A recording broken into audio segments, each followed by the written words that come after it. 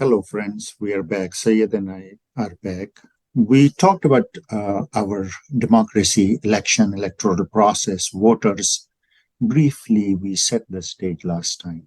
Today, we are going to have further discussion on that. Thank you very much for your overwhelming response and your comments and your questions. We really appreciate that. So, Syed, what are we going to talk today? As we discussed last time about how fractured the democratic system is, and you mentioned the players, the parties that are involved in making it such a weak democratic system, where people do not come out to vote in majority like they should, given the fact that how it is glorified across the world, that United States being the biggest democracy.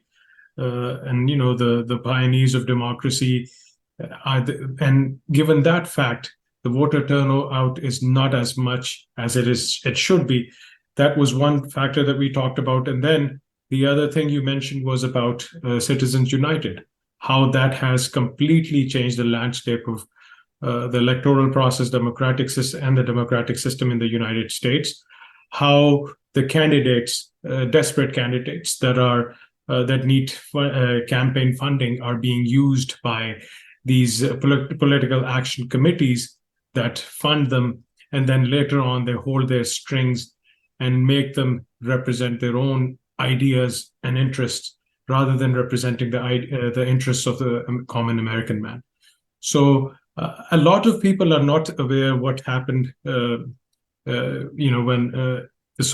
this event of Citizens United happened, and how it has completely corrupted the democratic system in the United States. So I think it is very important that you touch on that and explain our audiences what happened and what was the context of this Citizens United. Syed, you said weak democracy. I am very ashamed to say that we are not a weak democracy. We are a sham of a democracy. If I had a choice, God forbid I was the most idiotic, stupid president of the United States, and I had to spread the seeds of democracy, and I had the choice to pick one country, I would pick United States. We need seeds of democracy here. We're not a democracy. We're an oligarchy. We're controlled by corporations. We are controlled by vested interest groups. We are controlled by self-serving politicians who don't just quit, who don't leave the office. There are only two ways that you can get rid of a politician serving in Congress or Senate from this country. Congress, especially Senate, you can ballot it out. But Congress, either they voluntarily leave or they die involuntarily.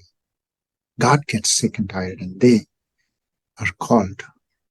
Otherwise, they are here. Politicians who've been in Congress for 40 years. There are 80-year-old people here. How do they, even know what is going on in the world? Their defense to global warming, against global warming, is that, oh, I feel cold. You're 95, you are going to feel cold wherever you are. So this is not a democracy anymore. It was a great democratic country. We set many precedences and principles. Lincoln did. What happened to him? John F. Kennedy did. Look what happened to him. Many other presidents who stood up for people, those times are gone. After JFK, I don't know if we can give some credit to Jimmy Carter. To any other president? I'm really sorry to say that. We have seen some very, very shameful, nasty examples in the garb of democracy and what has been done to the people of this country. Not that we as people, we, the citizens, we are not responsible for a majority of whatever has happened here. But it has. As far as Citizens United is concerned, what Citizens United has done to our democracy, you can see that this in isolation. We have talked many, many times that there is no single factor that does this kind of a damage. The entire society as a whole, and there are so many other factors which are responsible for this thing, but we are focusing on Citizens United part of it. So Citizens United is directly related to campaign financing. What campaign financing is, that different candidates in this country, and we talked in the last segment, that the parties, both parties, give candidates a chance, an opportunity, and a ticket to contest election on their behalf based on their ability to raise money, which is one of the worst criteria in a democracy. Who can raise more money? You can imagine. If you have three people, one is for people who wants to do things for people. One who wants to do things for corporations. And one who wants to just maintain status quo, who wants to do nothing for nobody. Who is more likely to get the most funding? The corporate person. A person who works for wealthy people, the rich people who run businesses, who run this country. They are more likely to raise more money. They are more likely to get tickets. They are more likely to become representatives. They are more likely to make policies. And you can see that whoever bought them, they will make policies for them. It's very simple. So basic principle of democracy is that you stop and you block these powerful people from buying the representatives of people, from legislating and doing things, monitoring, regulating against the will and interest of people. So before Citizens United, there were very strict corporate campaign financing laws. Only individuals can finance campaigns. Only individuals could donate to campaigns of the parties, and the donors had to disclose their identity. There were no anonymous donors. Corporations or businesses were not treated as people. They could not donate to campaigns. So there was a much better chance that more people, and then the campaign financing amount, upper limit was limited as well. So individuals could donate a limited amount, so no single person or a group of people could influence a candidate by donating them heavy amounts of money and then influencing them to do legislation or sponsor legislation in their favor. This was the philosophy behind campaign financing laws. Citizens United was a political group, conservative group, that petitioned in Supreme Court against these laws. They said these are against the fundamental rights and freedom of people. And Supreme Court, how we're talking about fractured democracy, the process of nominating judges into courts, Supreme Court especially, is so flawed and so tilted that it depends upon whose government it is and whether a judge dies or gets sick and gets out of Supreme Court, that party's president nominates their favorite judge who supports their ideology. And I don't know if there is much of an ideology left. For example, if a Democratic president is serving, they will nominate a judge who supports Democrats.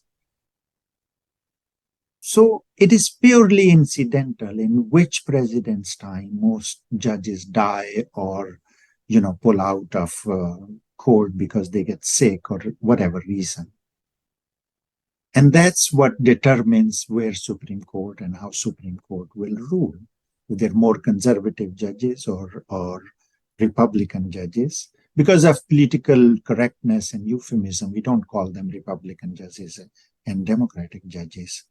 We call them liberal leaning or conservative leaning. If you want to know more about euphemisms and how they affect, you should watch. George Carlin did a wonderful segment. George Carlin was god of comedy, stand-up comedy. He spoke inhibitedly, relentlessly about politics and how rigged our system is and how people suffer at the hand of their wrong choices in the system. He did a very wonderful piece on euphemisms, how euphemisms are brought in. Now we have been dumbed down based on that. So we were, let's stay focused and let's finish this. So what happened after this Supreme Court at that time was conservative leaning or dominated by conservative judges. They ruled in favor of Citizens United, who wanted to lift all these limits from campaign laws. And after that, corporations became eligible to donate an undisclosed amount or with undisclosed identity. There was no upper limit on campaign financing. So what happened after that? Billionaires got the most influence. The corporations came in and they wanted legislation done in their favor. And people eventually become, ineffective, meaningless. And what kind of democracy you can have when people become ineffective or meaningless? How can you have a democracy? Democracy is defined by the most wonderful definition: the government of people, government for people, and by the people. My most favorite president and great leader, probably, arguably the greatest leader, Abraham Lincoln, said that. Nobody can define democracy better than that. All of that was gone after Citizens United won their petition. Because now the billionaires can buy senates and Congress in every state. They can buy, national government, and they have been. Not that Democrats or liberal were very favoring people. But after this, it just became a billionaire's game. So that's how Citizens United, weakened our democracy to the point that it's not a democracy anymore. If you look at other, social parameters or economic parameters, unequal, like cruelly unequal distribution of wealth in this society. Before COVID, the richest person in the world, which happened to be an American, had $45 billion.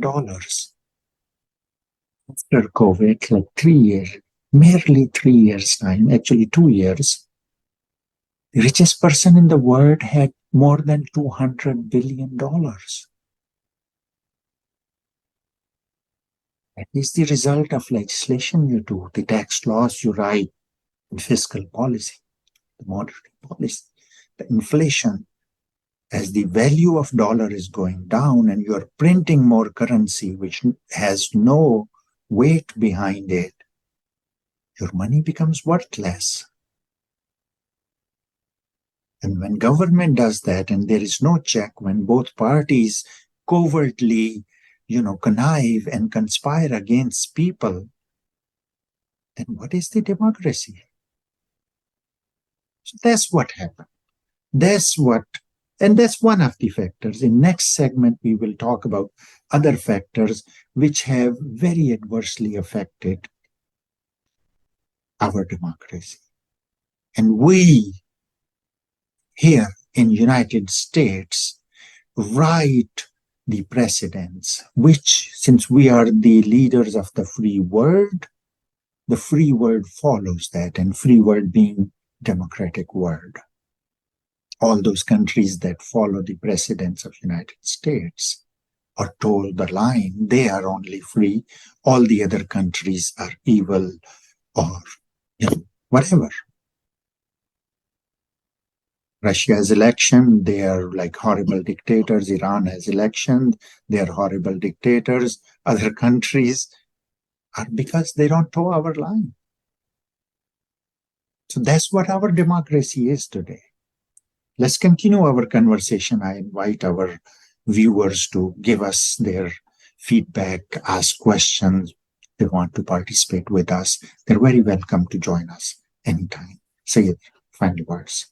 So thinking along the lines of continuing this discussion, the question that's really storming my mind right now is, how come the Citizens United, which is a major flaw in the whole system, it has created big cracks in the democratic system and the process, how come it was never challenged by any individuals or a group of people? Maybe this is another topic for another discussion, but this is the question that was bothering me while you were talking and explaining how this has impacted the whole. Where will you challenge it? Supreme Courts, when Supreme Courts decides, where will you go to challenge it? That's it. You're done.